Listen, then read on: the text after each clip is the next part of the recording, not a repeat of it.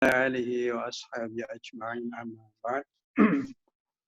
Para jamaah Masjid Al-Mujahidin kalian yang kami cintai, alhamdulillah kita bisa silaturahim meskipun dengan secara virtual atau online, tapi ini luar biasa ya.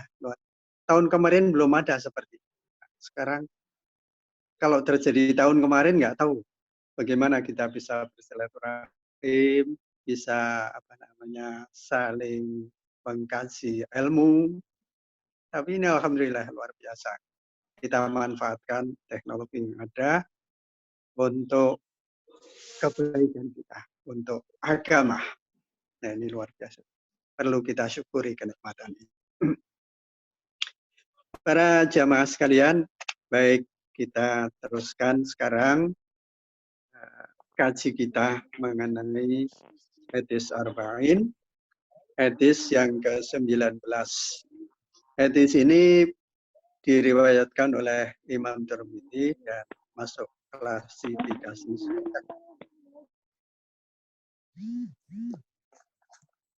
Hasan Sahih. Masuk klasifikasi Hasan Sahih dan berasal dari sahabat muda. Mungkin bukan muda ya, sahabat anak-anak Rasulullah. Jadi yang bernama Ibnu Abbas. Ibnu Abbas istimewa sekali satu sahabat Rasulullah. Ibnu Abbas radhiyallahu anhu ini adalah sepupu dari Rasulullah, yaitu anaknya Abbas bin Abdul Muthalib. Jadi Abbas ini adalah adik bungsu dari Abdullah, ayahanda Rasulullah Shallallahu Alaihi Wasallam. Dan Ibnu Abbas ini umurnya masih 3 tahun ketika beliau ikut hijrah ke Madinah. Ketika umurnya udah sekitar 6 atau 7 tahun, sudah mengertilah, diserahkan oleh ibunya. Nah, ibunya Ibnu Abbas ini adalah termasuk perempuan yang pertama-tama masuk Islam. Yang kedua setelah Sayyidatina Khadijah radhiyallahu anha, ibundanya Ibnu Abbas ini ikut masuk Islam dan ikut hijrah ke Madinah. Ibnu Abbas masih baru 3 tahun, kemudian setelah 6 sampai 7 tahun diserahkan kepada Rasulullah untuk berkhidmat kepada Rasulullah. Masih kecil, tapi dari kecil Ibnu Abbas ini sudah kelihatan bahwa dia itu soleh dari kecilnya, gitu ya. Suka paham terhadap agama dari kecil udah. Saya kira banyak yang seperti itu ya. Kita lihat anak-anak kecil yang di Mujahidin juga suka ada, masih kecil tapi sudah rapi sholatnya, rajin. Nah, seperti itulah kira-kira. Mungkin Ibnu Abbas itu termasuk anak kecil yang lain daripada yang lain. Nah, ketika beliau bersama Rasulullah, Rasulullah pun melihat sebagai seorang Rasul, Nabi dan Rasul, tentu dia dikaruniai basirah, penglihatan batin yang luar biasa. Rasulullah tahu bahwa anak ini punya potensi yang besar sekali, namanya kelak untuk menjadi ahli dalam ilmu agama. Pada suatu ketika Rasulullah SAW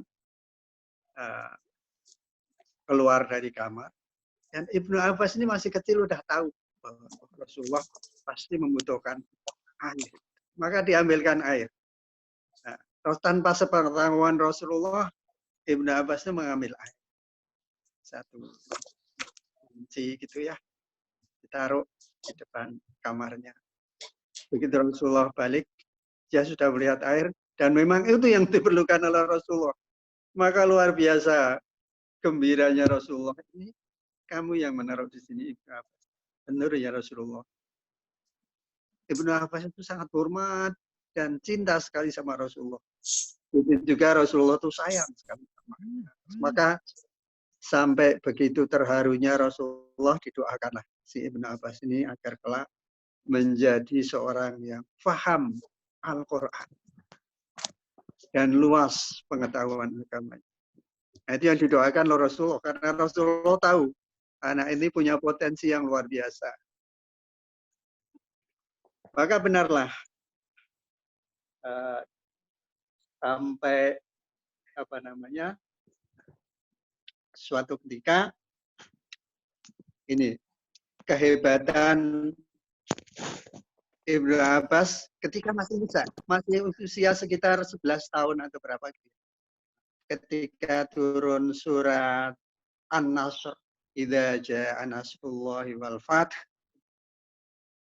maka hanya Ibnu Abbas yang mengatakan, subhanallah, ayat ini sepertinya merupakan isyarat bahwa tidak lama lagi Rasulullah akan meninggalkan. Dia bicara seperti itu kepada sahabat-sahabat yang lebih senior, sahabat Rasulullah yang lebih senior seperti Abu Bakar, Umar. Ya mereka kaget juga. Apa iya ya? Ternyata betul, nggak sampai 1 tahun Rasulullah meninggal. Jadi Ibnu Abbas dikaruniai ilmu tafsir. Makanya dia termasuk ahli tafsir yang pertama dan bisa menafsirkan apa yang tertulis dan apa yang tidak tertulis. Itulah hebatnya Ibnu Abbas. Nah, kelak keturunan Ibnu Abbas ini menjadi khalifah yang namanya ada dalam daulah Islamiyah, ada yang disebut daulah Bani Abbasiyah. Itulah keturunan Ibnu Abbas yang berkuasa di daulah Islamiyah selama kurang lebih 500 tahun. Dari tahun 750 Masehi atau 132 Hijriah sampai 1258 Masehi atau 656 Hijriah. Jadi 500 tahun lebih. Daulah Islamiyah Abbasiyah ini menguasai daulah Islamiyah paling lama dalam sejarah. Daulah-daulah yang lain nggak selama itu. Termasuk daulah Turki Utsmani itu tidak sampai 500 tahun. Para jamaah sekalian, baik kita mulai sekarang dengan isi dari hadis. Jadi Ibnu Abbas mengatakan bahwa kuntu khalfan Nabi sallallahu alaihi wasallam yauma faqala ya ghulam, adalah aku, kata Ibnu Abbas, pada suatu hari bonceng di belakang Rasulullah. Bonceng apa? Bagal atau keledai gitu ya. Rasulullah sedang berpergian dengan bagal dan Ibnu Abbas bonceng di belakangnya. Maka Rasulullah memberi nasihat kepada Ibnu Abbas. Umurnya masih sekitar 10 atau 11 tahun gitu. Sudah hijrah di Madinah dan Rasulullah sudah menyebarkan Islam ke berbagai penjuru. Nah, dia satu hari bonceng Rasulullah. Maka Rasulullah memberi nasihat, ya gulam, wahai anakku, ya gulam, wahai ananda. Gulam itu artinya anak yang umurnya kurang dari 10 tahun, itu namanya gulam. Jadi dia 10 tahun lah paling tua 10 tahun. Sudah dinasihati dengan sesuatu yang yang berat gitu ya. Jadi Rasulullah itu tahu, anak ini udah nangkep ini, diberitahu, dinasihati dengan sesuatu yang berat itu udah nangkep. Jadi kita lihat juga kalau kita punya anak, ponakan yang seperti itu, wah luar biasa. Luar biasa. Itu harus dijaga betul kalau ada anak seperti itu. Ya, saya pernah punya juga adik sepupu. Dari kecil itu udah soleh gitu ya. Kita kan ditanya, kamu besok habis SD mau kemana? Pesantren nggak? Dengan tegas dia jawab pesantren. Benar ketika dimasukkan ke pesantren, sampai selesai dia, betah dia di pesantren. Ya, kalau bukan maunya sendiri banyak yang bolos, banyak yang lari dan dia nggak sampai selesai. Nah ini Ibnu Abbas juga begitu. Ya gulam, wahai anakku. Dinasihati Rasulullah. Nasihat yang pertama, ihfadillah yahfazka. Ihfadillah la ihfadillah yahfazka. Yang artinya peliharalah Allah, maka Allah akan memelihara kamu. Kan berat gitu. Anak 10 tahun anak saya kali nggak tahu dikasih apa sih, apaan sih bapak ini. Ibnu Abbas nangkep tuh maksudnya. Ihfadillah yahfazka. Artinya peliharalah Allah, maka Allah akan memelihara kamu. Nah, para jamaah sekalian, hal ini sangat sesuai dengan apa yang disebutkan dalam Al-Quran surat Al-Baqarah 238. Di situ Allah berfirman, "Hafidhu 'alas salawati wa salatil wusta." Ada kata hafidhu kan di sini. Jadi apa yang disuruh pelihara oleh Allah, tentu saja semua perintah-perintahnya harus dipelihara dengan baik. Semua larang-larangannya harus dijaga dengan baik supaya kita sampai terjerumus untuk melakukan yang dilarang Allah. Itu maksudnya secara umum. Tapi secara khusus ada kata hafidhu. Hafidhu dari kata hafidho. Hafidho, akar katanya hafidho, itu yang arti letter luck-nya itu mengingat. Makanya orang yang hafal Quran disebut hafidh. Yang mengingat. Ini juga bisa berarti memelihara. Karena yang mengingat itu berarti dia menjaga betul, jangan sampai lupa kan. Nah, diartikan sebagai memelihara juga bisa. Misalnya dalam Al-Quran ada kata, Inna nahnu nazzalna dzikra wa inna lahu lahafidhun. Ada kata hafidh. Sesungguhnya aku yang menurunkan Al-Quran ini dan aku yang akan menjaganya, memeliharanya. Yang betul Allah memelihara Al-Quran. Tidak ada kitab suci selain Al-Quran yang sampai sekarang satu huruf pun berbeda dari huruf aslinya. Apa yang kita baca hari ini dari Al-Fatihah sampai Qul a'udzu birabbin nas persis sama dengan yang dibaca oleh Rasulullah, oleh sahabat Rasulullah, oleh Abu Bakar, oleh Umar, oleh Utsman, oleh Ali radhiyallahu anhum sama yang kita baca sehari. Itulah inna nahnu nazzalna dzikra wa inna lahu lahafizun. Nah, hafizun yang seperti ini yang diharapkan oleh Allah gitu ya. Pelihara betul oleh Allah supaya kita betul-betul memelihara. Nah, ada satu kata hamdun lagi yang isinya fi'il amr yang saya bacakan tadi. Hafidhu, peliharalah. Hafidhu ala salawati was salatil wusta. Peliharalah salat-salat dan salat wusta. Salat wusta oleh Rasulullah dikatakan salat wusta yang dimaksud di sini adalah salat asar. Hafidhuna ala salawati was salatil wusta. Nah, para ahli bahasa Arab mengatakan bahwa hafidhu ala salawat di sini sebenarnya mempunyai arti saling memelihara. Hafidhu, saling peliharalah salat-salat dan salat asar. Hafidhu ala salawati wa salatil wusta. Salawat artinya salat-salat yang empat waktu itu dan salat asar. Nah, kalau kata yang dipakai itu hafidhu, maka kan berarti dua pihak kan. Ada yang memelihara, saling memelihara itu artinya ada dua pihak. Satu yang jelas, pihak satu adalah yang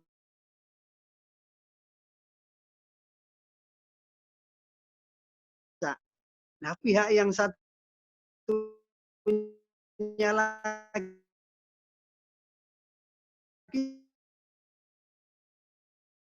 siapa? Ihfadillah, peliharalah Allah, harakaran, saling peliharalah. Karena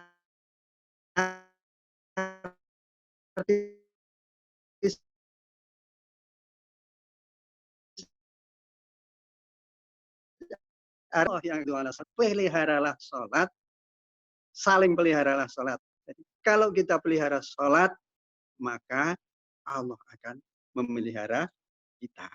Ya, hafidhu ala sholawat. Nah, ini dijelaskan dalam hadis tadi, barang siapa yang peliharalah Allah, maka Allah akan memelihara kamu. Tentu yang dimaksud bukan hanya sholat, tapi semuanya. Semua ibadah, semua perintah Allah yang kita pelihara dengan baik, maka Allah akan memelihara kita. Kemudian para jamaah sekalian menyimpang dikit mengenai surat tadi. Surat ayat, mengenai ayat yang saya baca tadi adalah ayat 238 surat Al-Baqarah. Itu terletak di antara ayat-ayat yang berbicara mengenai kehidupan keluarga. Dimulai dari masalah khitbah, melamar, mulai terus terlanjutkan dengan pernikahan, bagaimana pernikahan. Kemudian kalau dalam pernikahan terjadi masalah, kemudian terpaksa harus bercerai, maka bagaimana tata cara syariat Allah, tuntunan Allah ketika harus bercerai, dan seterusnya, mengenai iddah dan sebagainya. Dan itu ada di tengah-tengah ayat-ayat mengenai kehidupan keluarga. Banyak ahli tafsir yang bertanya-tanya, apa maksudnya ini? Kok tiba-tiba di tengah-tengah pembicaraan mengenai pedoman untuk berkeluarga, Allah menurunkan ayat yang berbunyi, hafidhu ala salawati wassalatil wusta. Banyak penjelasannya. Ahli tafsir bermacam-macam nih pendapat. Ada satu pendapat yang sangat menarik, yaitu pendapatnya Sayyid Qutb. Sayyid Qutb ini seorang ulama dari Mesir, dan dia juga termasuk salah satu pendiri organisasi yang namanya Ikhwanul Muslimin. Ikhwanul Muslimin sudah tersebar seluruh dunia ini. Dan semacam rohani kemasyarakatan, tapi sering juga bergerak di bidang politik. Nah, kata Sayyid Qutb ini, kenapa Allah menyelipkan ayat mengenai untuk memelihara sholat di tengah-tengah pembicaraan mengenai kehidupan berkeluarga? Kata Rasulullah, kata Sayyid Qutb, menurut penafsiran Sayyid Qutb ini, beliau mengatakan itu isyarat bahwa kehidupan keluarga, bagaimana mempergauli pasangan kita, bagaimana kehidupan sehari-hari kita dalam keluarga, sama pentingnya dengan kita memelihara sholat. Itu penafsiran dari satu. Saya kira pas banget ini. Jadi Allah tidak membeda-bedakan. Ini lebih penting daripada enggak. Enggak apa-apa, keluargaku berantakan, tapi saya sholat. Enggak boleh seperti itu. Harus semuanya ditata. Harus semuanya sesuai dengan perintah Allah. Dalam kehidupan berkeluarga, dalam sholat pun juga sama pentingnya. Nah, ini sama dengan ayat-ayat yang lain di mana Allah memberikan pedoman kepada kita, katakanlah dalam surat Al-Mu'minun, di ayat pertama sampai ayat ke-11 itu ya. Allah berfirman, qad aflahal mu'minun alladzina hum fi sholatihim khashi'un walladzina hum 'anil lagwi mu'ridun walladzina hum lizakati fa'ilun, dan seterusnya, yang artinya sungguh beruntung orang-orang mukmin yang satu, sholatnya khusyuk. Dua, dia berpaling dari hal-hal yang tidak ada manfaatnya. Tiga, menjaga kehormatan dirinya dalam arti tidak berzina. Empat, memegang amanat. Lima, waladina hum li amanati waqtimat, waladina hum li zakat, sudah tadi ya. Kemudian kelima, menjaga sholat-sholat. Ini ada sholat, ada meninggalkan hal yang tidak penting. Ini menurut Sayyid Qutb mengisyaratkan bahwa semua yang itu penting. Tidak boleh ada yang dianggap tidak penting. Sama. Sholat khusyuk sama pentingnya dengan meninggalkan hal-hal yang tidak berguna, sama pentingnya dengan menjaga kehormatan sehingga kita tidak akan pernah berzina, sama pentingnya dengan menjaga amanat. Jadi ini namanya Islam kafah. Ud'u fisil, ud'u fisilmi kafah. Masuklah kamu dalam Islam secara keseluruhan. Ini dijelaskan dalam ayat-ayat ini. Ayat-ayat sambungkan. Jadi Al-Quran itu kan bukan kitab hukum, bukan kitab sosial di mana satu bab sendiri saja, enggak. Tapi ini kitab suci yang rangkaiannya sangat menyentuh dan menggugah kesadaran kita. Nah, ini sedikit menyimpang. Jadi mengenai Al-Baqarah ayat 230. Baik, mari kita teruskan.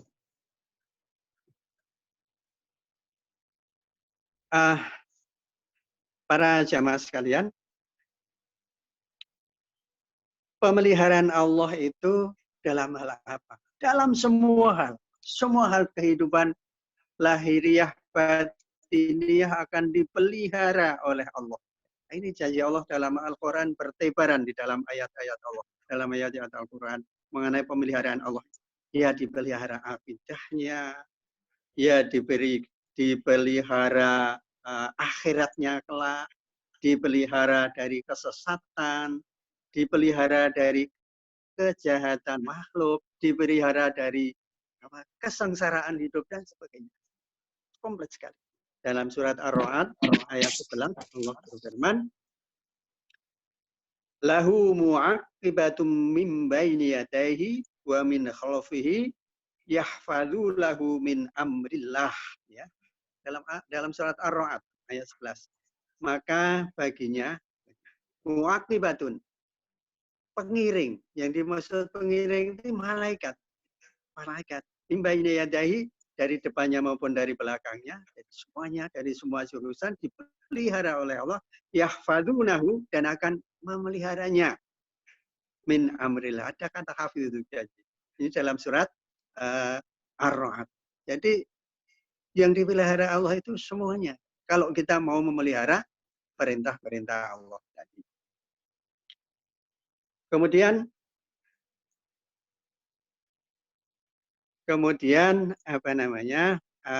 penjagaan Allah itu juga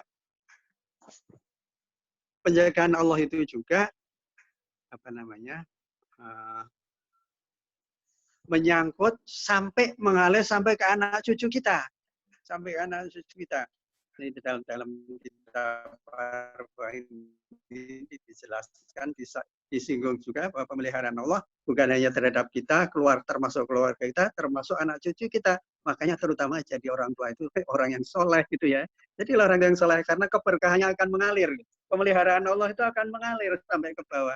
Ini buktinya dalam surat Al-Kahfi ayat 82 itu, ketika Nabi Khidir itu datang ke satu kampung bersama Nabi Musa, dia minta bantuan, nggak ada yang mau bantu.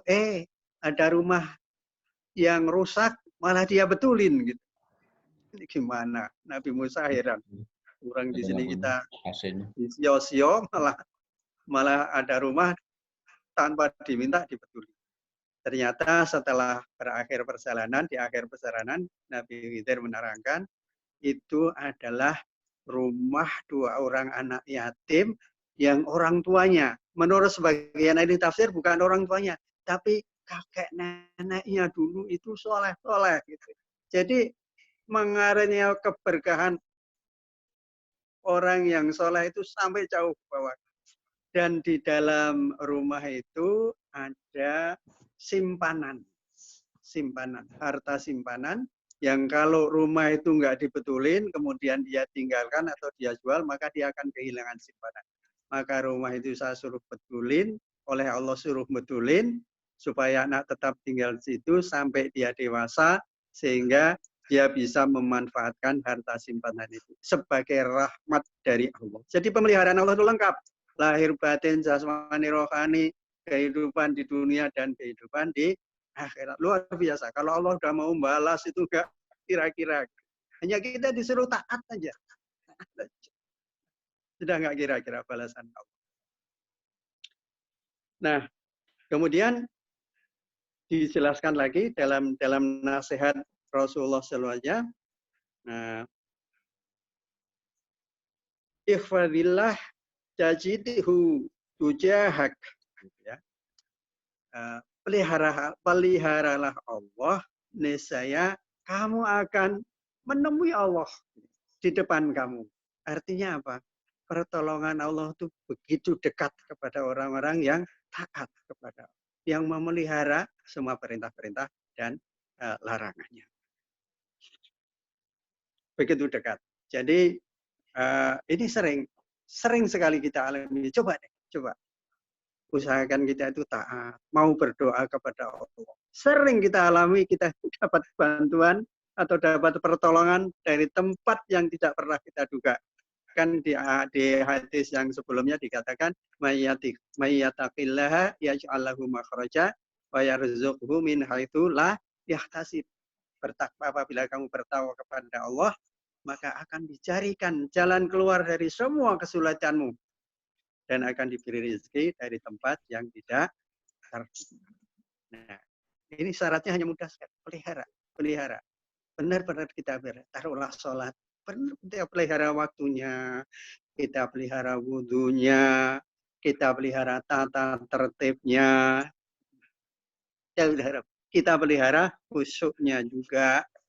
Maka jaminan Allah, aku akan memelihara kamu. Ikhfadillah ya fadha. Ikhfadillah tajidhu tujahak. Idza sa'alta fas'alillah. Dan apabila kamu minta, kalau udah kamu seperti itu, kamu ada perlu apa-apa, mintalah kepada Allah. Fas'alullah, mintalah kepada Allah. Wa idza sta'natka fasta'in billah. Dan kalau kamu minta tolong kepada Allah. Udah dibuka.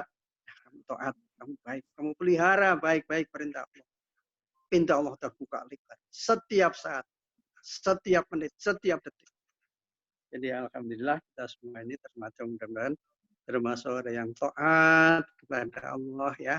Kita puasa, kita lakukan, kita tarawih meskipun di rumah, laksanakanlah tarawih bersama keluarga ya. Mungkin malah anak-anak, cucu-cucu bisa ikut kalau tarawih di rumah. Kita laksanakan dengan segala keterbatasan. Kalau kita laksanakan, maka Rasulullah mengatakan, yang kamu biasa lakukan, kalau satu saat ada halangan dan kamu tidak dilakukan, tetap dicatat oleh Allah sebagai melakukan. Kita tidak pernah absen bulan puasa itu tarawih di masjid, subuh di masjid, nggak pernah absen selama Ramadan. Nah sekarang sudah seperti ini, insya Allah kita tetap dicatat sebagai sholat berjamaah. Subhanallah, begitu maha murah pengasih dan penyayang. Saya kira sampai di sini dulu, ini sudah setengah jam. Barangkali ada diskusi atau apa, kami persilahkan. Monggo Pak Heri. Oke Pak, terima kasih. Alhamdulillah Rabbil Alamin. Kita semua sama-sama sudah mendengarkan apa yang tadi Ustaz Solihin sampaikan, bahwa banyak hal, banyak pelajaran. Sebentar, ini suara siapa? Silakan kalau ada pertanyaan Bapak Ibu.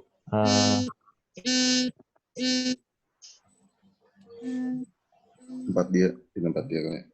Oke, yang lain ada pertanyaan? Sebentar, ini suara siapa ya? Kang Wawan. Udah saya matikan. Oke, silakan kalau ada pertanyaan Bapak Ibu mengenai kajian kita pagi ini, saya buka untuk pertanyaan, baik yang berhubungan maupun yang tidak berhubungan dengan materinya. Saya berharap sih yang berhubungan. Rubio tuh mau tanya. Silakan Pak. Pak Rubio. Baik. Assalamualaikum warahmatullahi wabarakatuh. Terima kasih Ustadz Solihin. Saya mendapat kesempatan untuk mungkin pertama mengapresiasi pelaksanaan pengajian online ini sudah merupakan hal yang lebih baik daripada yang hari kemarin karena keterbatasan pengetahuan tentang Zoom ini. Jadi kemarin bisa melihat tapi tidak bisa mendengarkan, hanya di ujungnya. Terhadap hadis arba'in yang 19 ini tadi sudah disampaikan bahwa salah satu dari kisah sebelum atau pada waktu salah satu perawinya yang Ibnu Abbas yang demikian termasyhur dan terkenalnya sehingga banyak peninggalan-peninggalan sejarah yang kita kenal, baik buku-buku pengetahuan maupun sejarah kejayaannya itu bisa kita ketahui, termasuk buku yang atas kirah yang dari Cordova itu juga pada saat kejayaan Abbasiyah pada saat itu. Sedikit kami ingin mengingatkan kami pada waktu pengajian yang lalu, Pak Ustadz, yang terkait dengan puasa, bahwa Ustadz waktu kemarin menyampaikan bahwa puasa itu, ibadah itu ada dua dimensi menurut saya, kalau boleh saya memahami, bahwa ibadah puasa itu di samping memang ibadah itu mendapatkan pahala atau kebaikan, ternyata di dimensi lain itu kita menjalankan puasa itu juga bisa untuk menghapuskan dosa-dosa sebelumnya. Sebagaimana kemarin disampaikan satu hadis, man shoma ramadhana imanan wa ihtisaban ghufira lahu ma taqaddama min dzambi. Jadi ada dua dimensi ibadah puasa itu.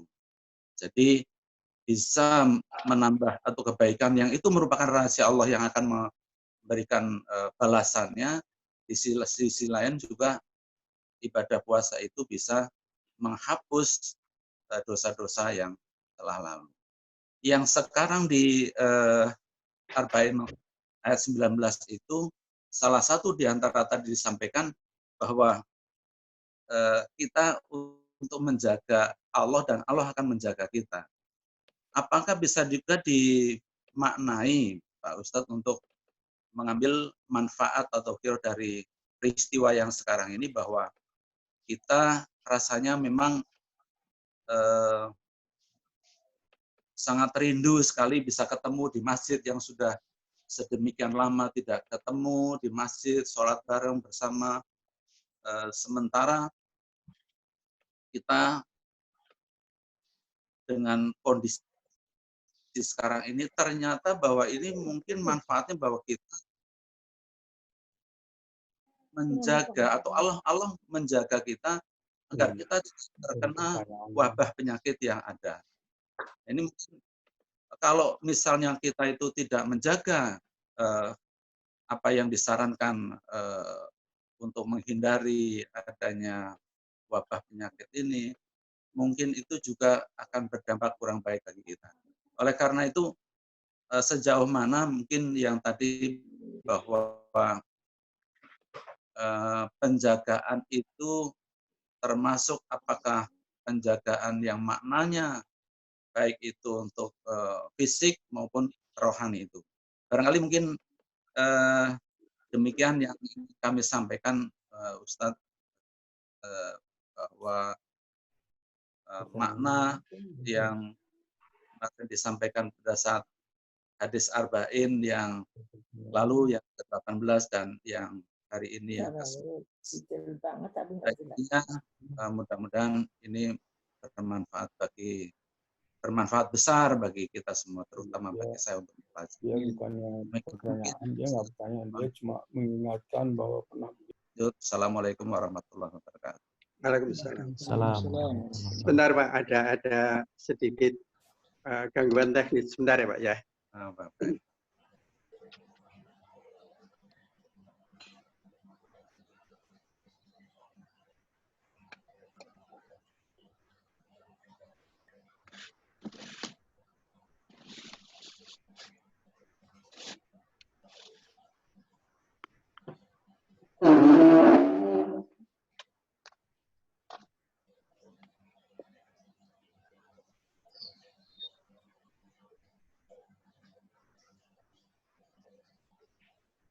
Halo Pak, maaf ganti HP.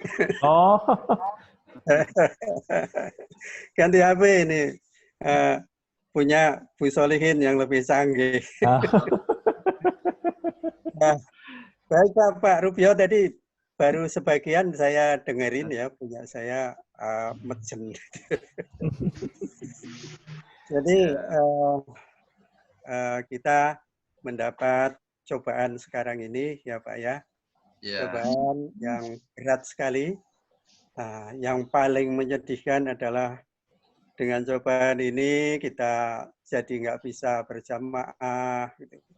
Benar-benar rasa kehilangan kita. Berat sekali rasanya gitu ya. Tidak bisa bertemu dengan sahabat-sahabat kita yang kita udah saling kangen gitu ya. Nah,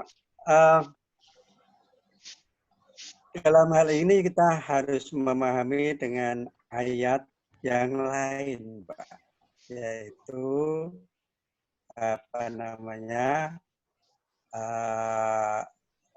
suratnya saya lupa, tapi yang bunyinya itu apakah kamu itu mengira mengatakan aku beriman, kamu tidak akan dicoba? Tanyaan ini Allah bertanya. Sungguh telah dicoba umat-umat sebelum kamu, mukminin yang sebelum kamu. Itu tujuannya apa? Untuk melihat seberapa besar kekuatan imanmu, seberapa besar kesabaranmu, dan sebagainya. Nah, ini semuanya ada tujuannya ternyata, Pak. Ada tujuannya. Dan kita melihat semuanya ini tidak lepas dari kehendak Allah. Nah, itulah kehendak Allah. Apa yang dikehendaki Allah tidak selalu sama dengan apa yang kita kehendaki. Tetapi tugas kita menyesuaikan dengan kehendak Allah. Gitu ya. Kita diberi seperti ini ya kita bersabar. Gitu. Ingatkan Nabi Ayub itu berapa lama. Nabi Ayub tentu tidak menghendaki dia kena penyakit. Gitu ya. Penyakit. Sampai parah penyakitnya. Sampai ditinggalkan oleh istrinya karena nggak tahan baunya. Nah, penyakitnya penyakit kudis. Gitu. Tapi ingatlah bahwa semua pasti ada akhirnya. Insya Allah kita optimis. Kita ada akhirnya. Pasti ada akhirnya. Pertama kita harus ikhtiar. Ikhtiar. Ikhtiar itu seperti yang kita lakukan seperti ini. Kita ada di rumah. Kita ada di melakukan kebersihan, menjaga kebersihan. Dan jangan lupa kita bertawakal. Ini dimensi batiniahnya di sini, Pak. Jangan lupa kita bertawakal kepada Allah. Kita berdoa kepada Allah. Ikhtiar iya, tapi jangan lupa minta kepada Allah. Fas'alni, kata Allah tadi kan dalam hadisnya, mintalah. Kalau kamu minta sesuatu, mintalah kepada Allah. Kalau kamu ingin mendapat pertolongan, minta kepada Allah. Benar. Kita ikhtiar ke sana kami itu jangan lupa hakikatnya yang akan menyembuhkan, hakikatnya yang akan mengangkat semuanya ini adalah Allah. Jadi jangan lupa kita kembalikan semuanya kepada Allah. Saya kira begitu Pak Rubio. Mungkin pas nggak jawaban saya? Kalau nggak pas, tolong dijelaskan lagi. Monggo. Saya kira sudah cukup. Mungkin ada sharing dari yang lain bareng.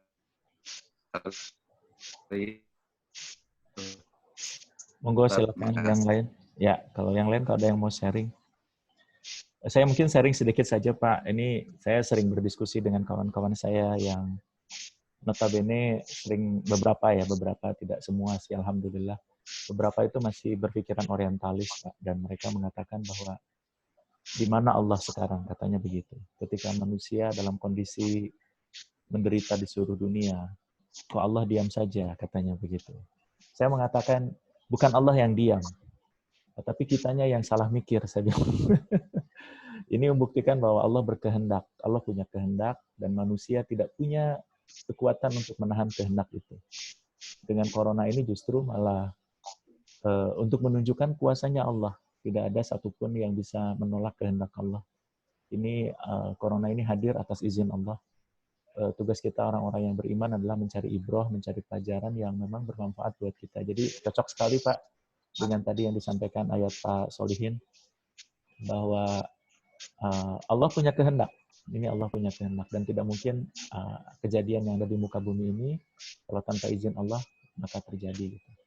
Jadi mungkin sharing saya di situ, dan dia akhirnya ya nggak walau alam ya reaksinya, cuma setelah saya bilang begitu dia terdiam sih Pak. Jadi memang kalau memang saya bilang kalau memang sains bisa menjawab persoalan umat manusia, maka tunjukkanlah hasil karya sains itu untuk bisa menjawab corona ini bisa disembuhkan oleh ilmu pengetahuan, saya bilang begitu. Jadi ya mereka sih bilang masih dalam proses. Saya bilang ya ini bukti bahwa Allah punya kehendak untuk mengalahkan satu virus yang kecil aja susahnya minta ampun, dan Allah punya kehendak untuk mengajarkan kepada manusia dengan caranya yang kita harus temukan bagaimana cara mengatasi ini gitu, insyaallah. Wallahu a'lam bishawab. Barangkali kalau tidak ada lagi pertanyaan yang lain, silahkan Bapak Ibu. Oke, jika memang tidak ada, saya ingin menyampaikan pesan sponsor dari Pak Hanifan bahwa untuk takjil sudah disediakan di masjid. Kemarin sudah tersedia ada 40 packs, jadi jika memang ada waktu untuk mengajak siapa yang mengambil jatahnya di masjid, silahkan, katanya, karena kemarin kelebihan begitu. Nah, barangkali itu ya, Pak Hanifan mau menambahkan lagi, mana Pak Hanifan tadi? Ada yang mau tanya itu? Oh, ada yang mau tanya? Ya Bu. Tak kelihatan saya, maaf. Bu yang merah. Wabarakatuh.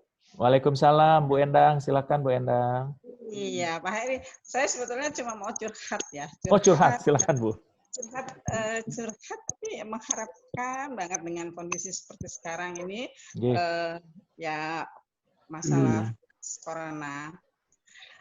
Seperti kita ketahui sekarang kan kita sedang melaksanakan PSBB ya, dan kita tahu di Durensawi itu sangat tertinggi kondisi positifnya. Kemudian yang saya pernah lihat di masjid sebelah kita tetangga itu masih dilaksanakan sholat Jumat ya, sholat Jumat. Saya pernah lihat Pak. Terdengar nggak Pak? Kedengaran Bu. Silakan lanjutkan Bu. Sedangkan itu kan saya sih khawatir banget karena mengikuti perkembangan gimana bahayanya gitu ya.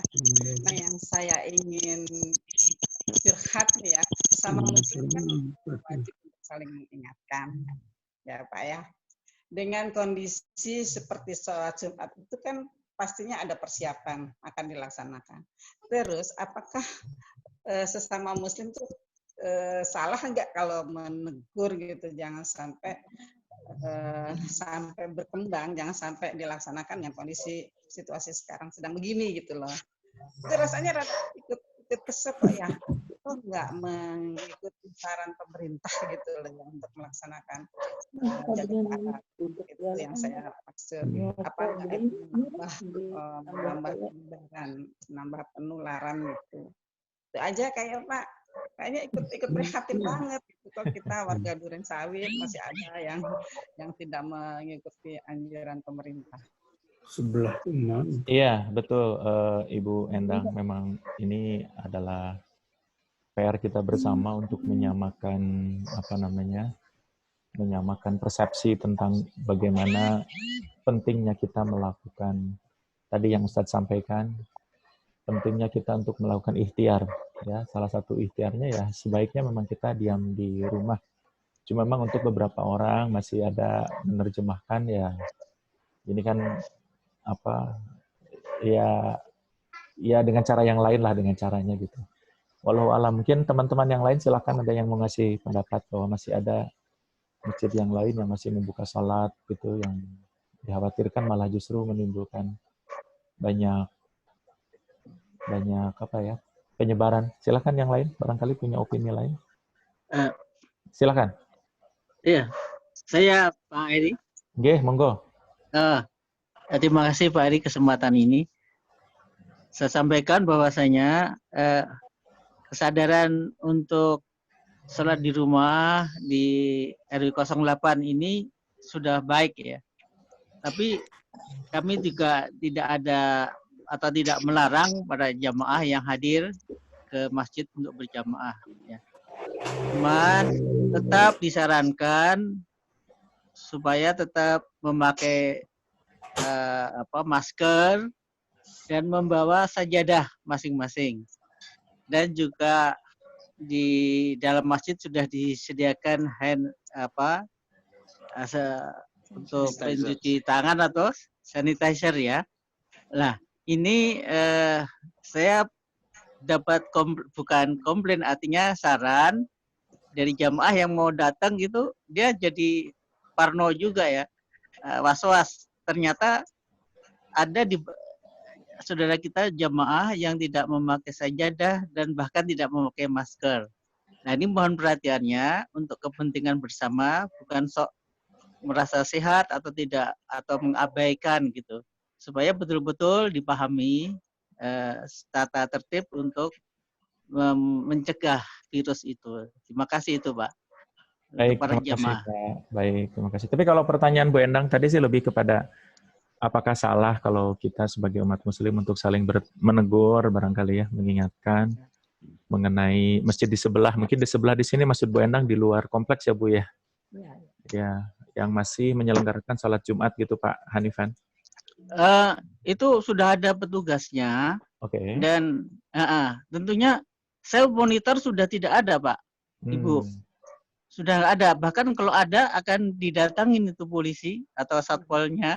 Ini nggak ada ya. Saya lihat minggu lalu, Jumat lalu. Oh, minggu lalu sudah. Ya. Alhamdulillah. Oh, itu sudah nggak ada sekarang Bu. Alhamdulillah. Saya bagian dari DMI Bu ya.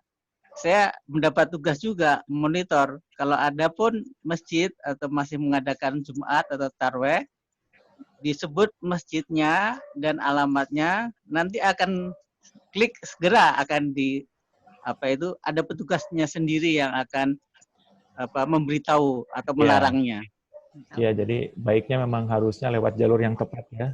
Mungkin kita tidak punya otoritas untuk mengingatkan, mendingan diserahkan kepada pemerintah dan juga petugas yang memang punya peran untuk itu, barangkali gitu ya Pak Hanifan ya. Betul. Perlu diketahui saya bagian dari wakil ketua DMI di Kelurahan Duren Sawit. Alhamdulillah dekat Pak. Jadi saya monitor terus. Baik. Artinya punya hak untuk melaporkan. Cuman saya mesti cek and recheck. Benar nggak kalau ada orang yang memberitahui. Alhamdulillah. Gitu ya. Alhamdulillah. Terima kasih terima kasih Pak Hanifan dan semuanya. Jazakallah khair. Kalau memang pengajian ini kita akhiri, kalau tidak lagi pertanyaan yang berhubungan dengan materi, kita ucapkan terima kasih yang sebesar-besarnya buat Ustadz Solihin yang dengan sabar selalu memandu kita untuk bertolabul ilmi. Insya Allah ini semuanya semoga kebaikan beliau dibalas oleh Allah Subhanahu Wa Taala dengan ganjaran yang berlipat. Amin. Dan buat kita para pencari ilmu juga mampu menerapkan dan mampu mengamalkan dan menyebarkan kepada yang lain, insya Allah.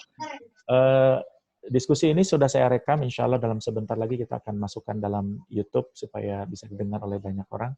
Dan tidak perlu lama-lama, kita akhiri dengan ucapan hamdalah dan doa kafaratul majelis. Alhamdulillahirabbil alamin. Subhanallahumma bihamdika.